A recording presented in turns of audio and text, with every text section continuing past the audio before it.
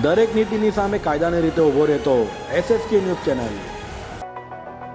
લોકસભામાં રજૂ થયેલા શ્વેતપત્ર પર ચર્ચા કરાઈ હતી તો સુરતમાં CR પાટીલે કહ્યું હતું કે 2004 થી 2014 સુધી દેશની આર્થિક સ્થિતિ ખરાબ હતી। હવે દેશ તમામ મોરચે પ્રગતિના રસ્તે છે।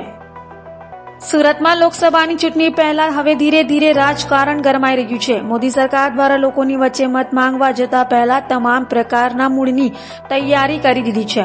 લોકસભામાં શ્વેતપત્ર રજૂ કરીને વિરોધ પક્ષ ઉપર ફરી એક વખત સરકારે નિશાન તાક્યું છે। નાણામંત્રી નિર્મલા સીતારમણે જે શ્વેતપત્ર રજૂ કર્યું હતું તેમાં 2004 થી 2014 સુધીમાં UPAના શાસનમાં દેશની સ્થિતિ નિરાશાજનક હતી। શ્વેતપત્રમાં દેશની બેંકોની સ્થિતિ વિશે વિસ્તારથી જણાવવામાં આવ્યું છે। દેશ જે રીતે દેવા નીચે દબાવતો હતો, GDPમાં પણ ઘટાડો થયો હતો અને સાથે સાથે લોકોની આવક પણ ઓછી થઈ રહી હતી। દિશાવિહીન UPA સરકારના શાસનને કારણે દેશમાં આર્થિક સંકટ ઊભું થાય તેવી સ્થિતિ નિર્માણ થઈ ગઈ હતી। આવી સ્થિતિમાંથી NDA સરકારે દેશને ધીરે ધીરે બહાર લાવી છે।